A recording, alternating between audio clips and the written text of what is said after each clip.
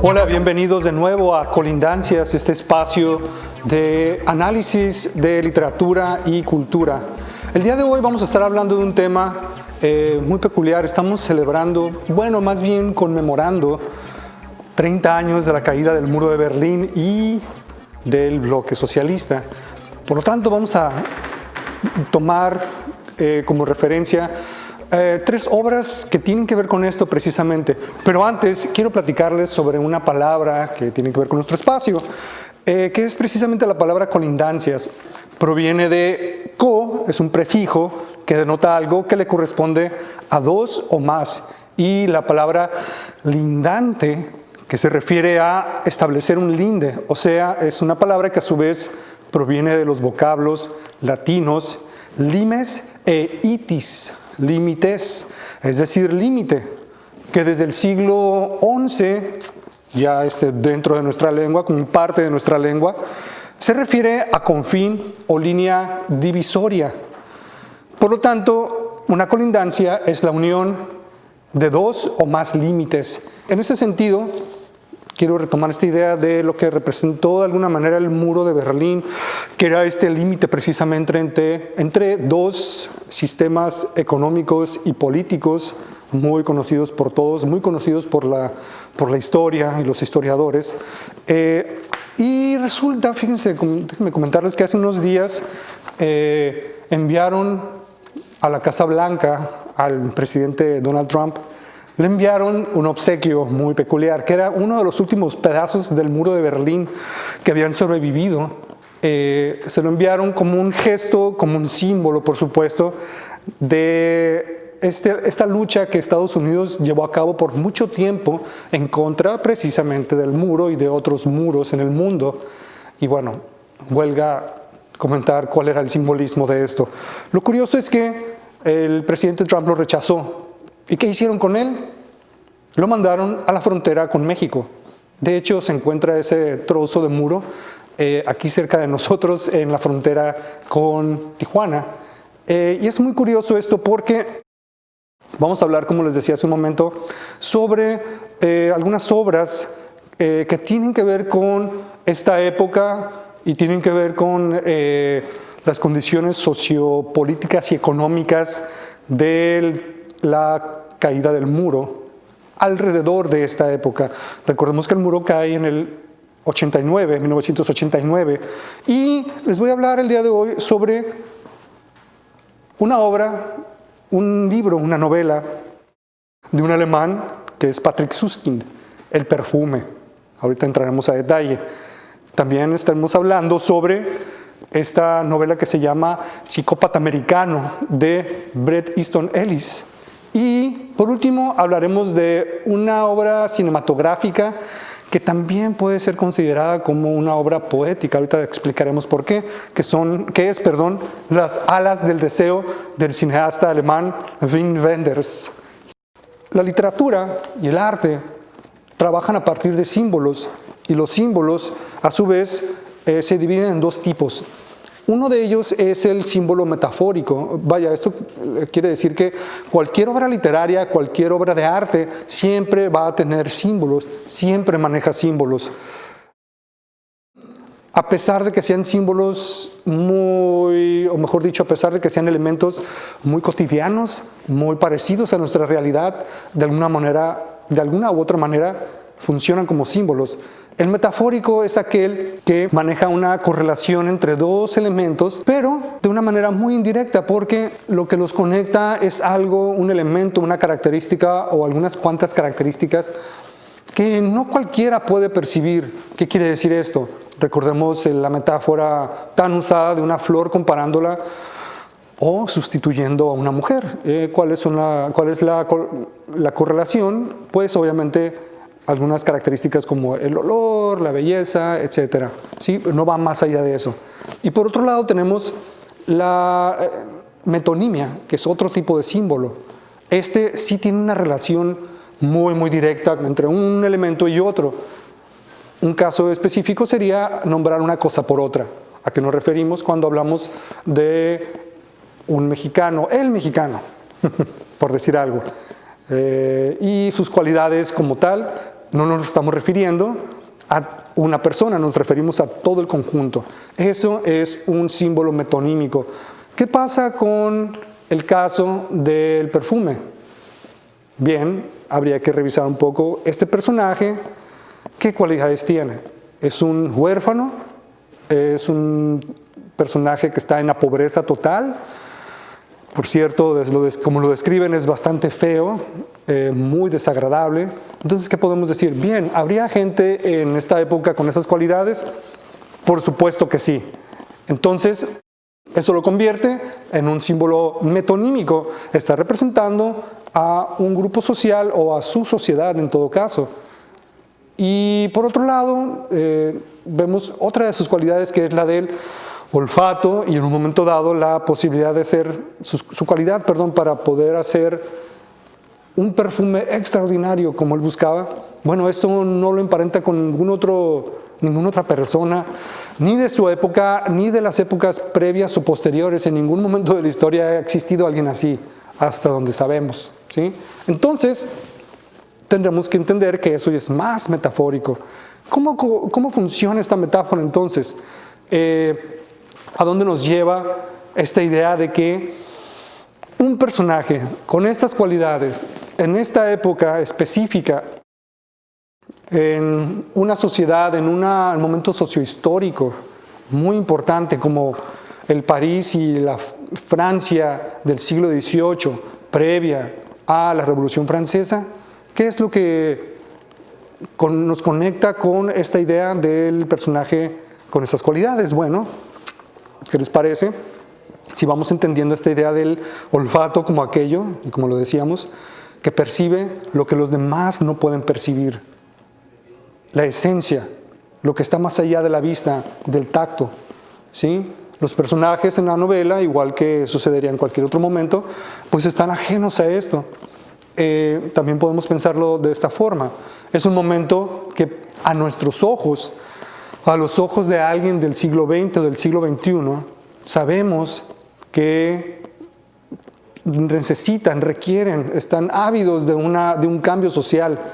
Las descripciones que hace Patrick Süskind en esta historia son muy puntuales. De pronto describe cómo la gente está empobrecida al extremo, representada por supuesto por estos malos olores, estos olores terribles que Grenouille percibe, pero curiosamente ve más allá, percibe más allá. De hecho, casi describe su olfato como una segunda vista.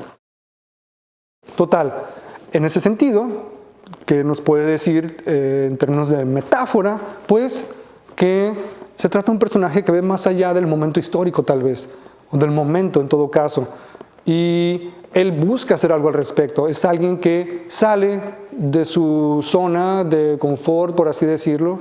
Vaya, si es que se puede manejar la palabra confort, ya que le había ido muy mal, lo habían maltratado, lo habían relegado, etc. ¿Y qué es lo que hace? Busca crear esta esencia extraordinaria a partir del asesinato, ni más ni menos. Ahora, ¿qué tiene que ver el asesinato? Ver más allá de lo que los demás ven, o estar por encima, si no es que por debajo, de lo que los demás personajes de la historia o de su grupo social percibe. Bien, creo que pueden ustedes más o menos o fácilmente ligarlo con las condiciones que llevaron a Francia y a París a la toma de la Bastilla y a la Revolución Francesa. Finalmente, en el libro aparecen muchos elementos simbólicos de otro tipo. Basta recordar el mero principio para no ser spoiler si no han leído el libro. Basta con recordar el principio cuando la madre de Jean-Baptiste Grenouille intenta deshacerse del bebé y se salva, como ya les platiqué. ¿Qué es lo que hacen con la madre? La toman presa y la decapitan, lo cual resulta obviamente muy simbólico. Basta con recordar lo que sucedió con los reyes y toda la aristocracia de Francia cuando estalló la revolución, que fueron decapitados, ni más ni menos. Entonces, ahí podemos encontrar todos estos vínculos, estas colindancias. Finalmente, quisiera retomar esta idea de lo que pasa con el contexto del autor. Y ustedes dirán finalmente, bueno, muy interesante, muy bonita obra, extraordinaria, pero ¿qué tiene que ver esto con el Muro de Berlín? Pues resulta que esta obra fue publicada en el 85, en 1985, por un escritor, ni más ni menos que alemán. Y si lo vemos un poquito más a fondo, resulta inquietante, resulta curioso que esto suceda precisamente en las vísperas de la caída del muro, unos cuantos años antes de la caída. ¿Qué es lo que pasa también aquí? Es algo muy interesante que tenemos que recordar acerca de la literatura. Muchas veces, si no es que la mayoría de las veces, si no es que siempre, los autores, los escritores, los artistas en general, son capaces de percibir algo que está más allá del momento. Hay una percepción casi, por así decirlo, premonitoria, ¿sí? En donde tal vez no vean el futuro, no saben exactamente lo que va a pasar, pero por lo menos como perciben perfectamente por esa sensibilidad que los caracteriza, perciben cuáles son las condiciones en el fondo y de fondo de su momento histórico. También pueden percibir cuáles son las necesidades de su momento histórico y de su contexto sociohistórico. En este caso, Berlín, Alemania y todo el bloque comunista. ¿Cuáles eran las necesidades? Por supuesto, eran unas necesidades o una gran necesidad muy ligada, estrechamente ligada a las necesidades que tenían los parisinos, los franceses en el siglo XVIII, bajo la última monarquía. Y bien, en ese sentido,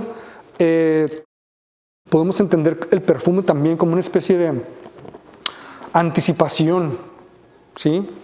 Es una especie de anticipación al cambio social, al cambio político que sucedió en esta época con el muro de Berlín. ¿Qué pasa también? ¿Qué pasa cuando cae el muro de Berlín? Que por supuesto no es nada más que haya caído el muro de Berlín, como les decía, el muro de Berlín es un efecto de todo el cambio interno que sucedió en el bloque soviético al cual pertenecía la Alemania Oriental, que les permitió finalmente reunirse con la Alemania Occidental, en donde, por cierto, estaban establecidos los norteamericanos desde el final de la Segunda Guerra Mundial. Recordemos que al final de la Segunda Guerra Mundial, los soviéticos y los aliados se pusieron de acuerdo y se repartieron, por así decirlo, el mundo. A los soviéticos les quedó lo que conocemos como la Unión Soviética, que se extendió como un gran imperio, y para Estados Unidos e Inglaterra les tocó el resto de Europa, América, etc. Y es precisamente ahí en Berlín donde sucede.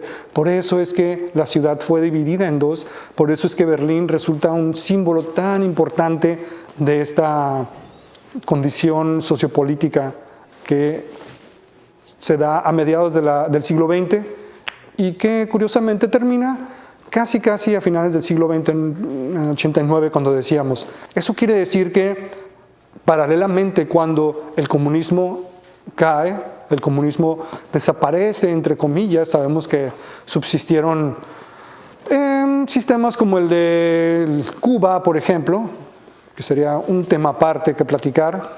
Sin embargo, a la par que se derrumba este sistema económico, el sistema capitalista se expande. Y esta expansión, pues no necesariamente es de una manera tan benévola como hubieran querido o como quisieran, porque les dio la oportunidad a unos cuantos de adueñarse del país, en este caso de Rusia. ¿Y qué es lo que hacen? Pues se volvieron los accionistas principales de la economía del país, que de alguna manera, sabemos todos, está ligada con lo que sucede en Estados Unidos, específicamente en Nueva York, específicamente Wall Street, con la bolsa de valores. Esto nos lleva a nuestro siguiente libro, que es Psicópata Americano. Psicópata Americano es una obra norteamericana del escritor Bret Easton Ellis y trata precisamente, ni más ni menos, que de un corredor de bolsas que es todo exitoso, todo guapo inclusive, todo en fashion de pronto, que en las noches de pronto se aburre y sale a matar gente. ¿Qué hace? Mata a los más débiles y sigue con su vida sin que nada pase. Bien, volvemos en un momento más para hablar sobre esta obra, Psicópata Americano. Regresamos.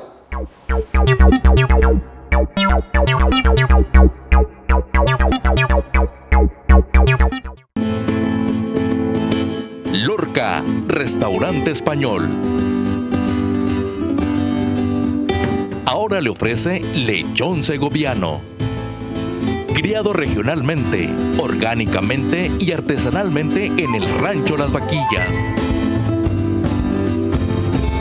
Para su mesa, Lorca, restaurante español.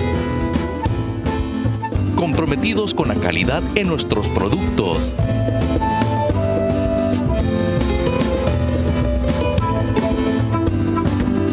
Lorca, restaurante español.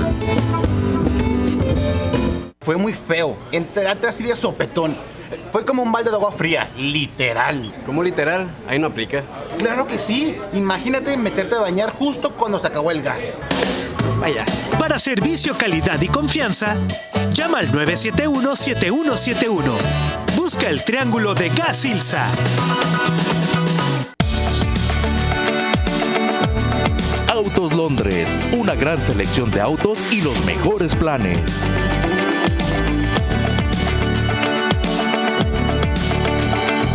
Llévate el auto que te guste. Autos Londres, Boulevard Sánchez Taboada, número 53, zona Río, Tijuana. Autos Londres.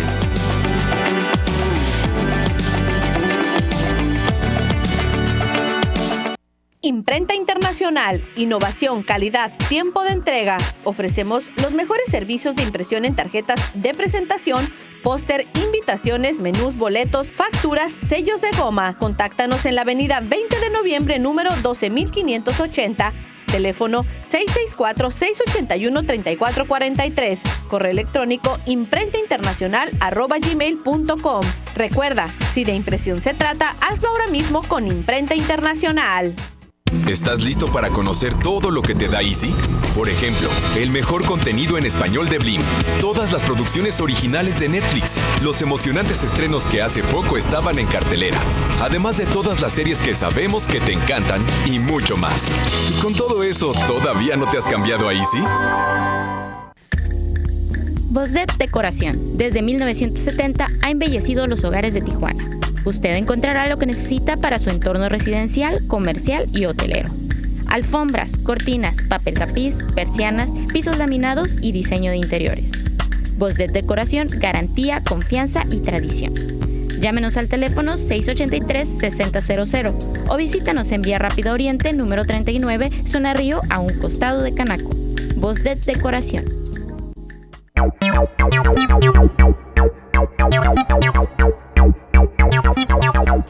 Estamos de vuelta aquí en Colindancias. Les comentaba hace un momento entonces acerca de estas condiciones sociopolíticas, económicas en las que se desarrolla la obra del Psicópata Americano de Bret Easton Ellis. Toma como base la idea de lo que es un yuppie. Déjenme platicarles acerca de la palabra yuppie. No sé si ustedes sepan qué quiere decir.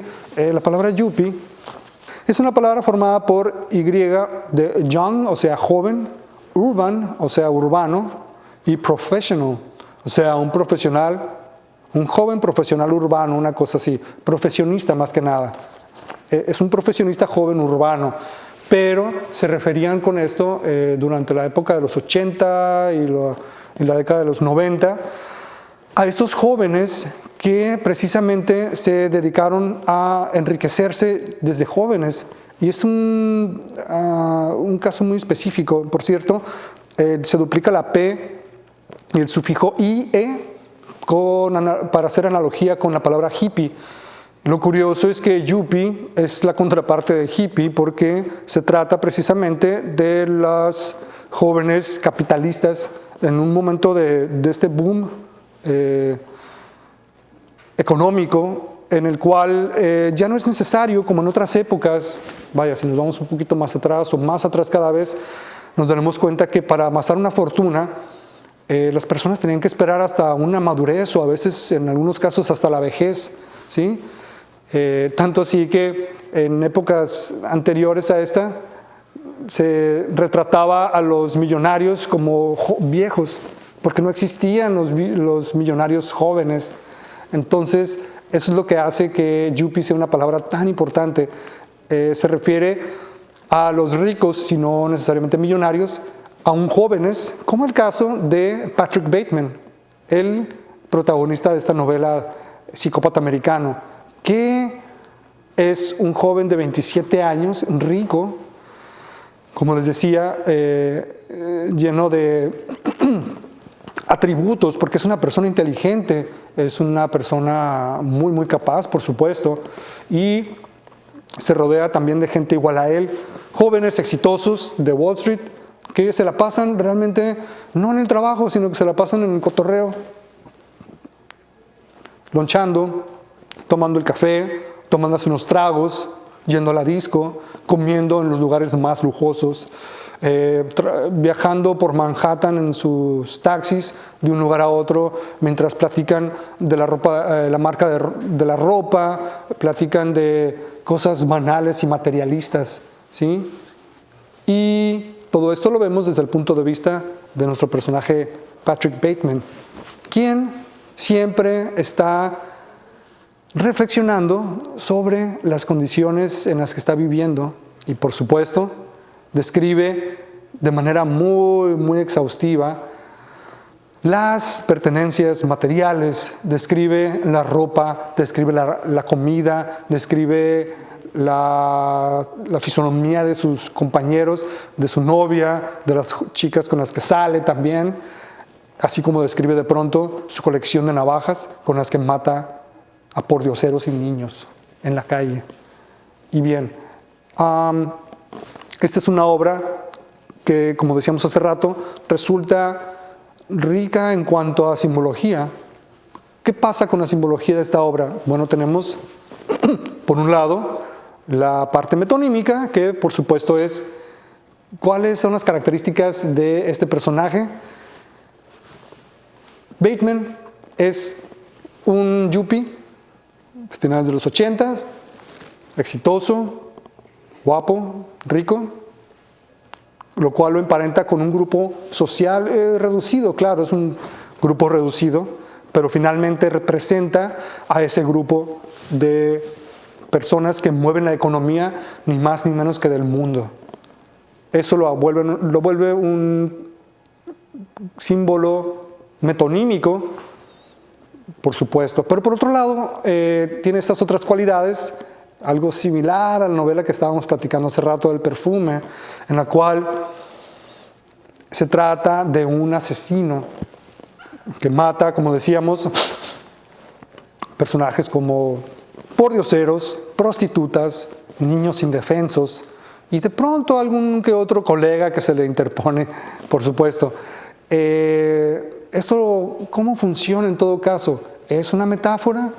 ¿De qué puede ser una metáfora? Recordábamos hace un momento qué es lo que sucedió justo en esta época cuando cae el bloque socialista, cuando se expande el capitalismo y cómo de alguna manera algunos cuantos se vuelven o se adueñan de las acciones, se adueñan capitalmente de una buena parte del mundo.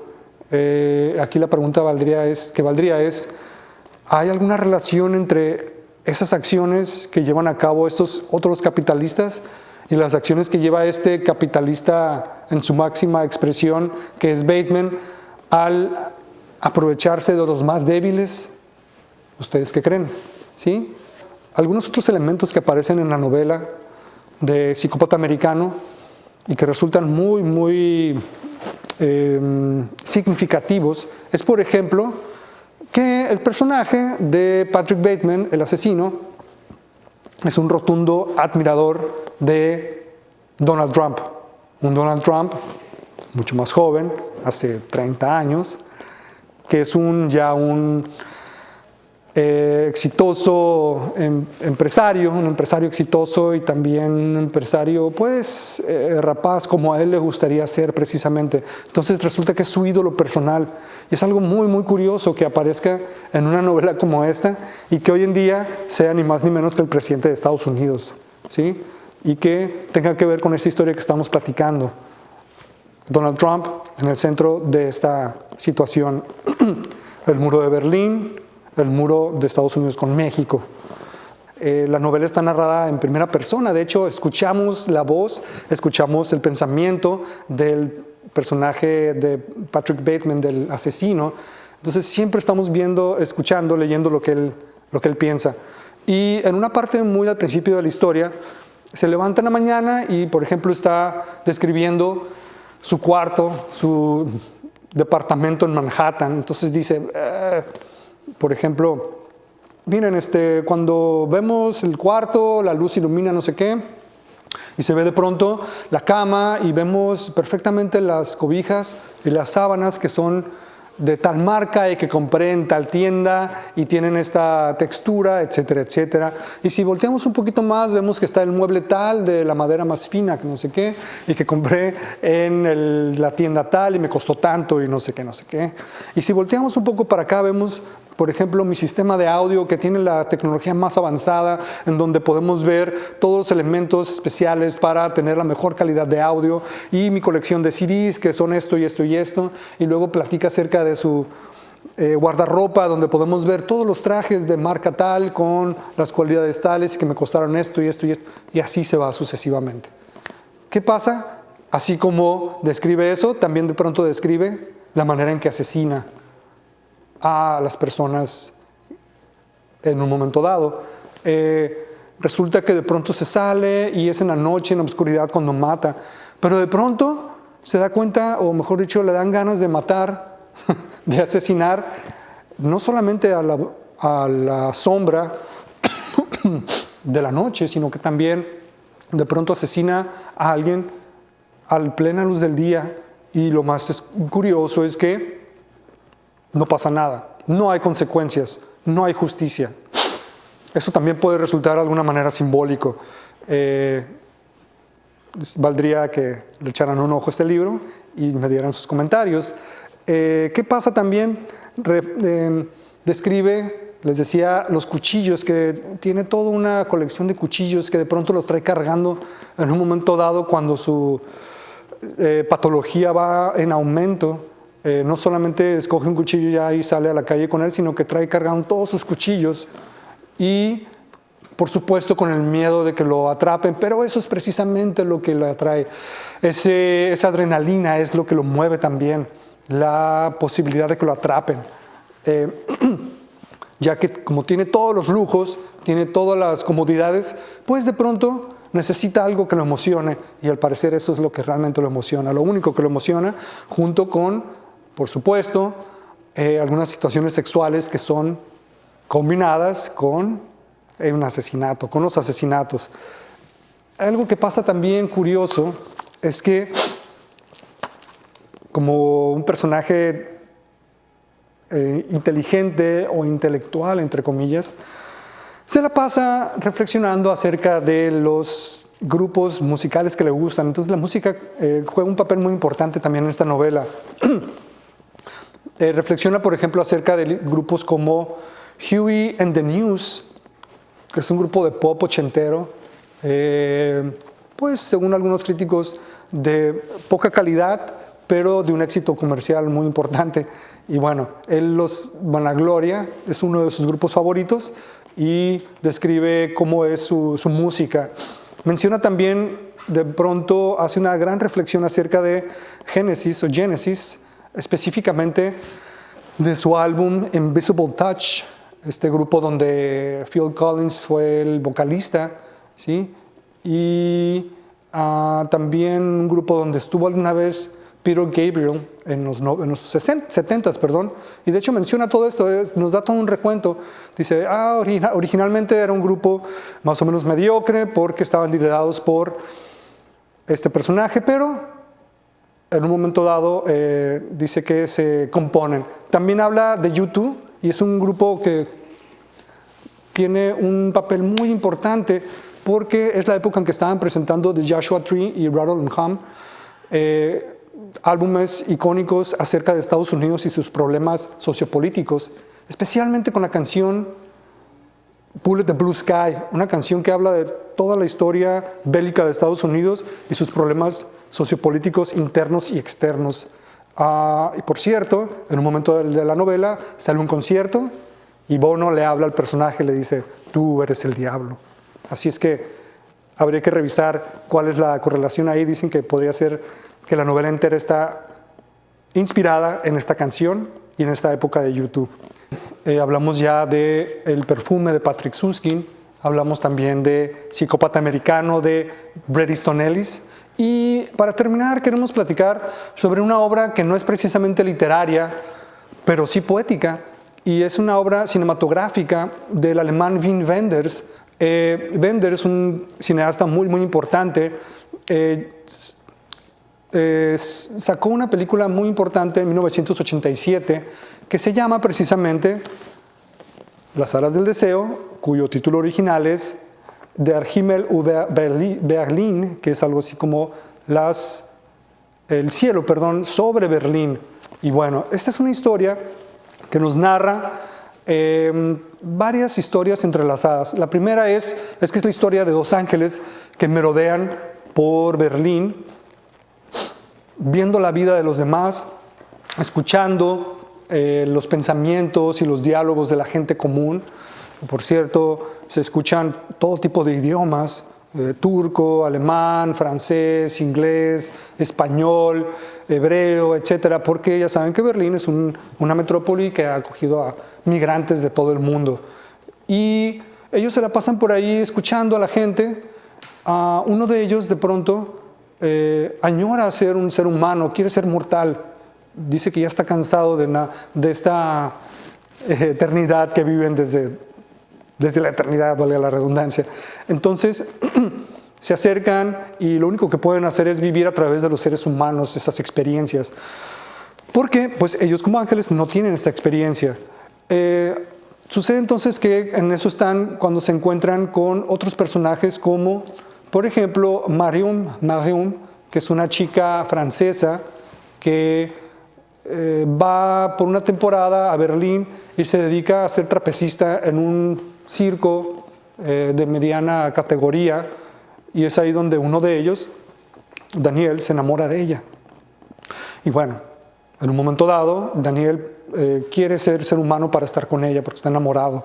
También aparecen otros personajes como por ejemplo un actor que está filmando una película en Berlín, es un actor norteamericano. Es el actor que hizo alguna vez a este personaje de Columbo en la serie Columbo, que es un detective. Y bueno, en esta historia, en esta película ficticia que se está filmando dentro de la película, él es un detective que está buscando a alguien perdido durante la Segunda Guerra Mundial. Entonces, es una vez más películas sobre la Segunda Guerra Mundial. Y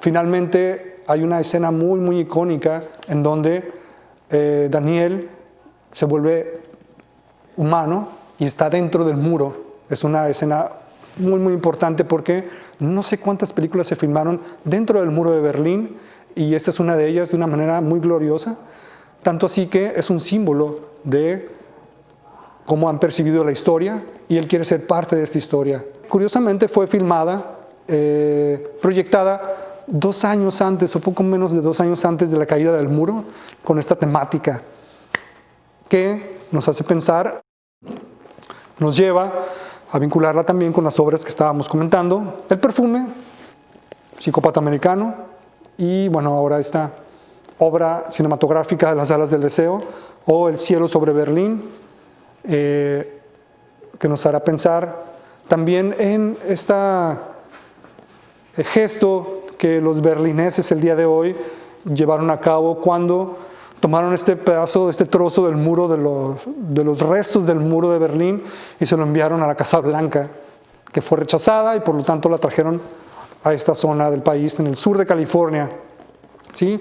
Curiosamente, también simbólico, son símbolo tras símbolo, si se dan cuenta, porque estamos precisamente en otra colindancia, no solamente la colindancia de un país como otro, sino aquí en nuestra región, pues vale recordar que estamos en la colindancia con el Océano Pacífico, un lugar en donde nuestra ruta como humanidad tal vez termine.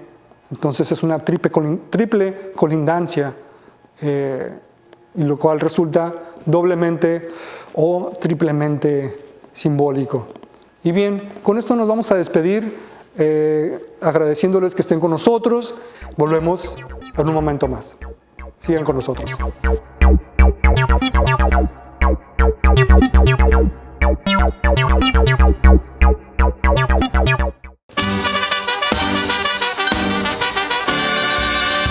...45 años de trabajo y lucha en todo el país. Movimiento Antorchista Nacional. Más de 2 millones de personas seremos parte de los festejos masivos. 11 de agosto, San Luis Potosí. 25 de agosto, Morelia, Michoacán. 13 de octubre, Tuxtla Gutiérrez, Chiapas. 20 de octubre, Tijuana, Baja California. 10 de noviembre, Puebla. 24 de noviembre, Zócalo de la Ciudad de México. Asiste, tenemos mucho que celebrar. 45 aniversario de Antorcha. Un grito de protesta contra la desigualdad e injusticia social.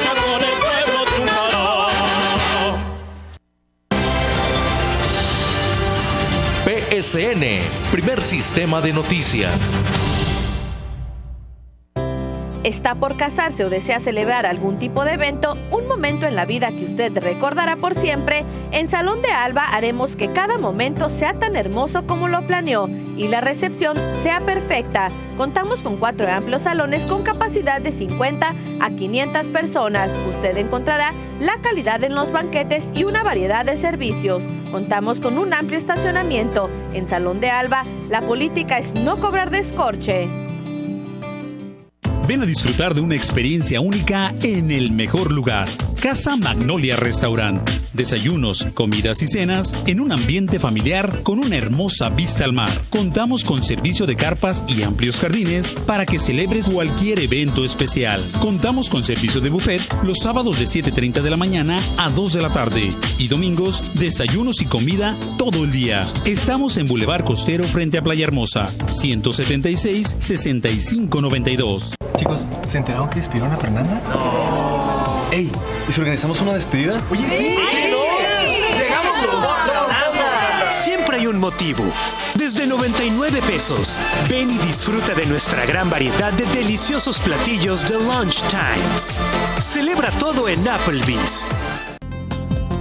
Mientras observamos esta escena, él envió información, paquetes y carga a todos sus asociados en el estado, sin moverse de su oficina y con una sola llamada.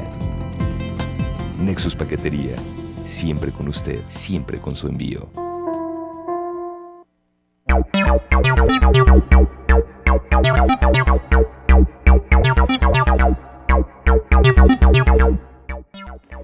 Hola, ¿qué tal? Muy buen día. Bienvenidos a este segmento titulado Humanamente. Este segmento se realiza en colaboración entre la Universidad Iberoamericana Tijuana y el canal PSN. Bienvenidos, espero que hayan disfrutado de nuestro segmento anterior y también la sección de Humanamente de la semana pasada. Hoy lo que quisiera abordar con ustedes es un tema que a todos nos involucra en cada una de nuestras acciones. Y es ese cuestionamiento que nos hacemos sobre cualquier comportamiento y que tiene que ver con pensar, esto que hago, lo hago como un individuo pensante, aislado, sin tomar en consideración a nadie más a mi alrededor. Hago cada una de mis decisiones sin tomar en consideración a la sociedad, a mi contexto cultural, al lugar en el que nací. Muchos de nosotros solemos decir que somos seres independientes, libres, autónomos y que nada de lo que dicen las personas alrededor nos afecta. Hoy vamos a ver que esta asunción es en mayor medida falsa por el efecto que tiene la influencia social en nuestro comportamiento individual.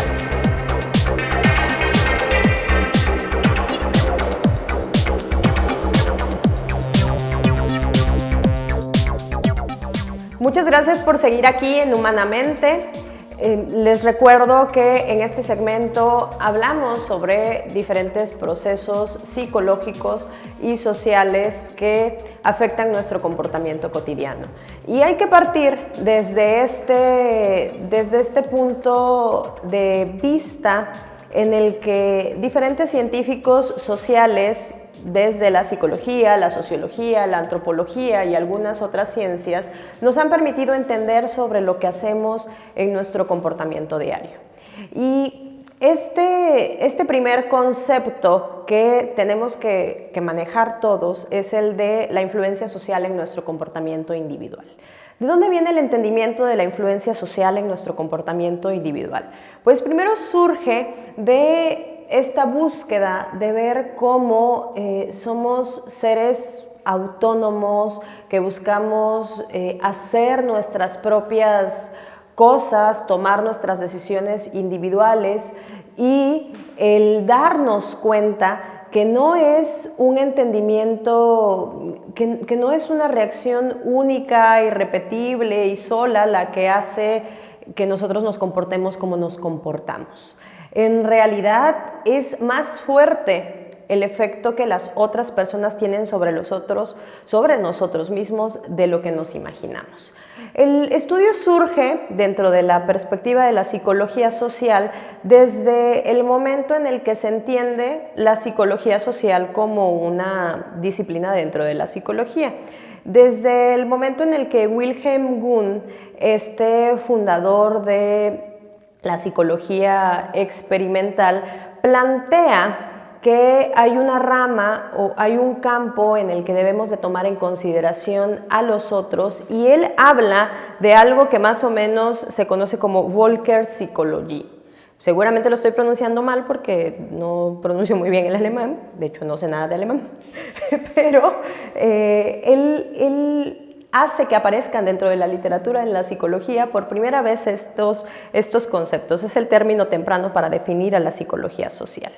Y empieza a haber un acercamiento ahí en las variaciones individuales por condiciones históricas, geográficas, económicas, climáticas y también sociales. Todos estos elementos que están a nuestro alrededor y que nos afectan de una u otra manera.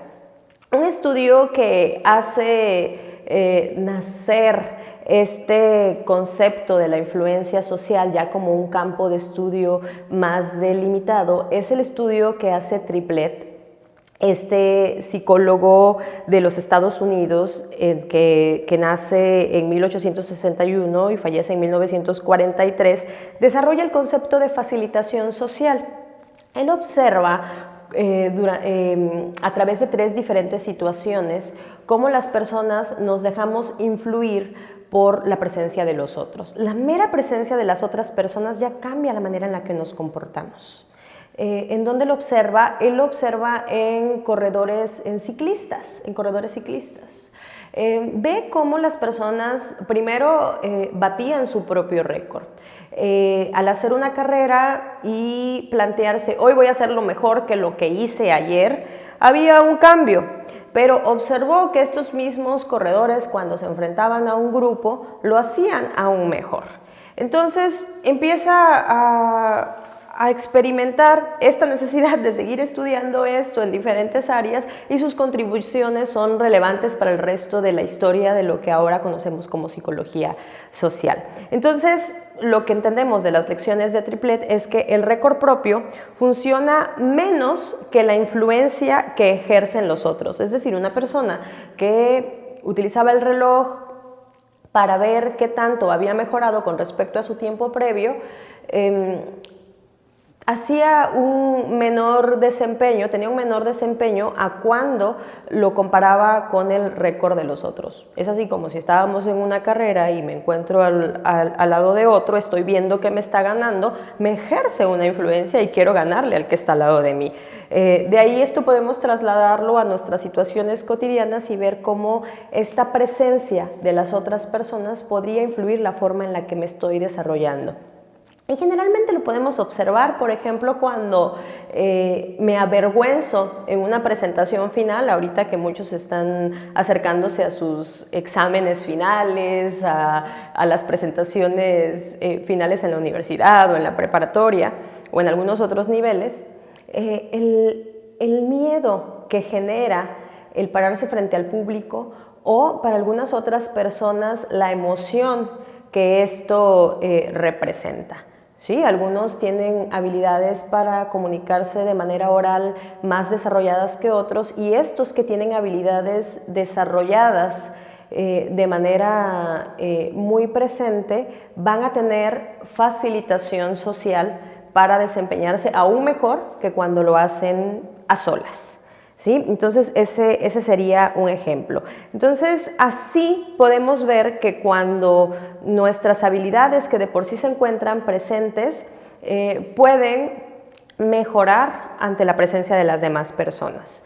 Este otro experimento dentro de la psicología social que ejerce gran influencia es el experimento de Solomon Asch, un polaco que muere en los Estados Unidos. Él nace en 1907 y muere en 1996. Desarrolla un estudio en el que se había dado cuenta en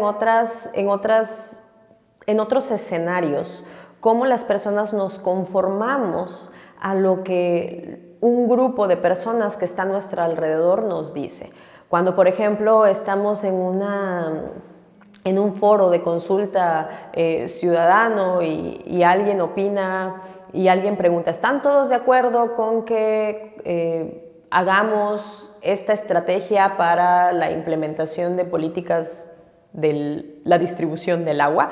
Y todos dicen, sí, estoy de acuerdo. Entonces los demás continúan diciendo que sí, porque alguien, el que se atrevió o el que estaba como cómplice de la persona que hacía esta pregunta, dijo que sí, y quien a lo mejor estaba en contra de esta propuesta que alguien estaba lanzando, pues porque vio que todos los demás sí, le dio pena, y la fortaleza o la falta de seguridad para mantener su opinión no hizo que pudiera emitir su opinión. Entonces, estos experimentos nos hablan de cómo la fuerza social es aún más grande que la fuerza individual en muchos de los casos. Entonces, lo que Solomon Asch pone en experimentación es la conformidad dentro de un grupo con un experimento simple.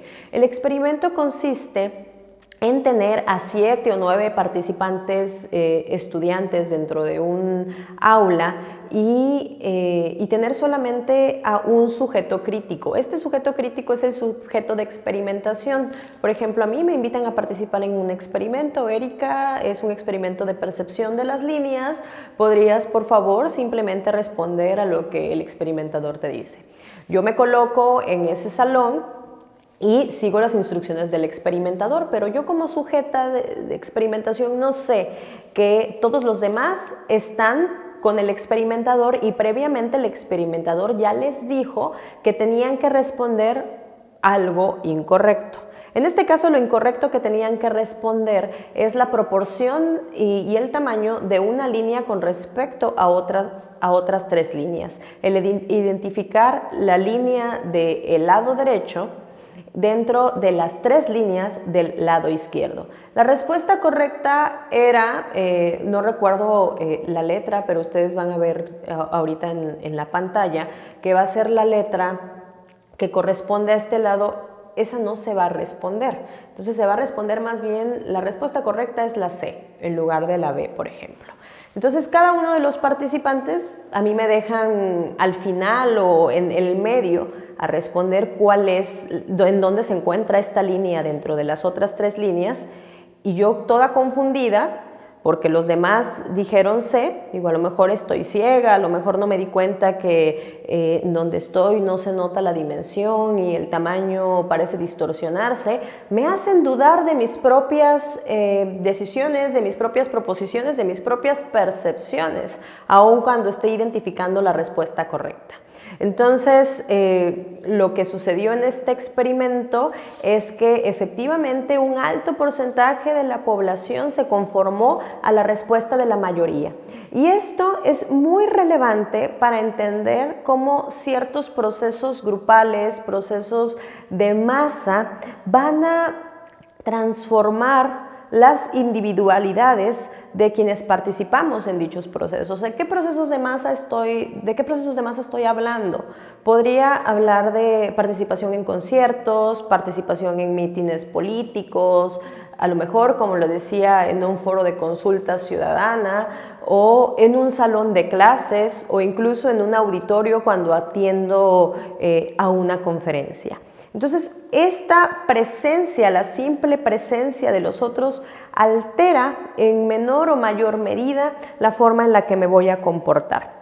Hay un autor muy importante, y aquí entra a analizar un fenómeno que analizaría a mayor profundidad en el futuro, que es Gustave Le Bon. Este autor francés que vive entre 1841 y 1931 en Francia, escribe el libro La psicología de las masas y analiza dentro de la psicología de las masas, que posteriormente van a haber autores que van a desarrollar a mayor profundidad sus postulados.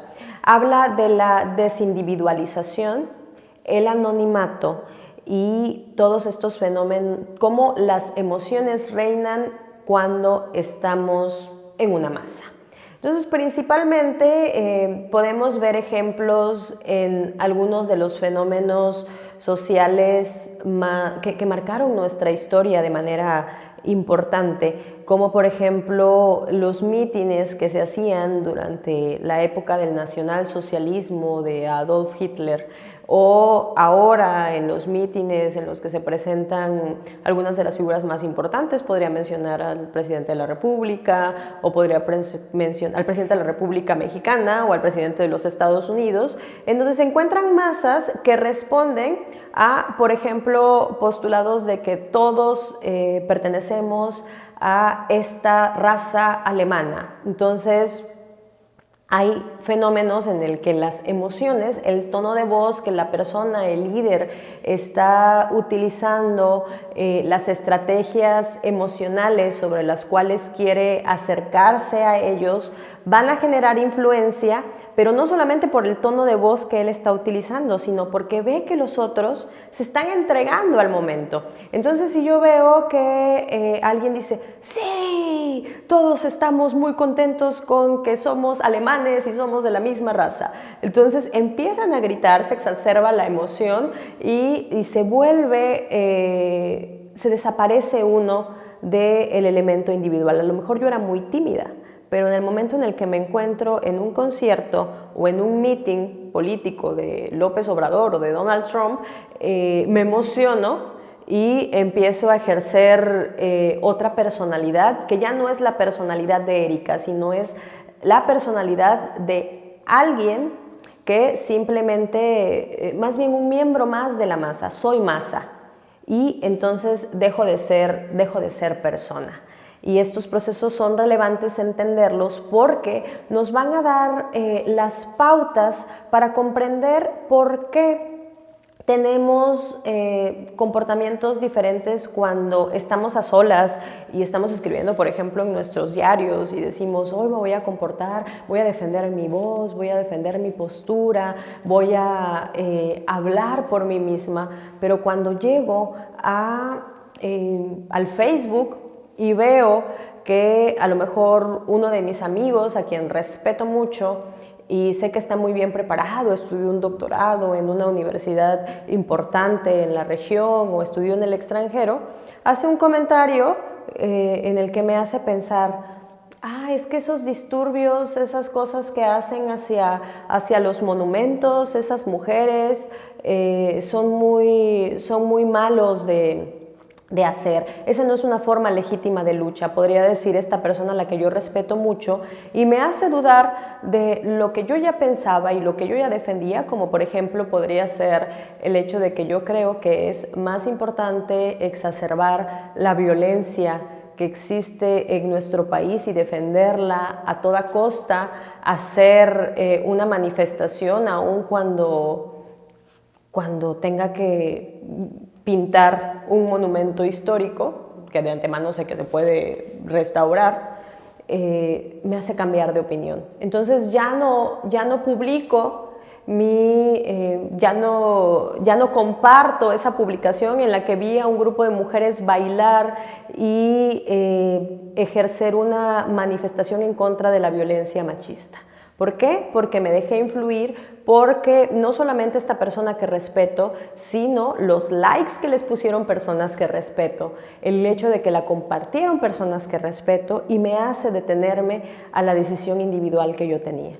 Entonces, este tipo de entendimiento sobre la influencia social nos hace cuestionarnos sobre si las decisiones que estoy tomando, como por ejemplo la forma en la que me visto, la forma en la que me maquillo, o si decido maquillarme o no maquillarme, si estoy utilizando zapatos con puntas cuadradas o con puntas redondas, lo estoy haciendo porque me están hablando de una tendencia que la defienden ciertos grupos de personas, y las personas, por ejemplo, que se encuentran en mi círculo social, están empezando a utilizar y continúan haciéndolo. Definitivamente esto va a ejercer una influencia sobre mí.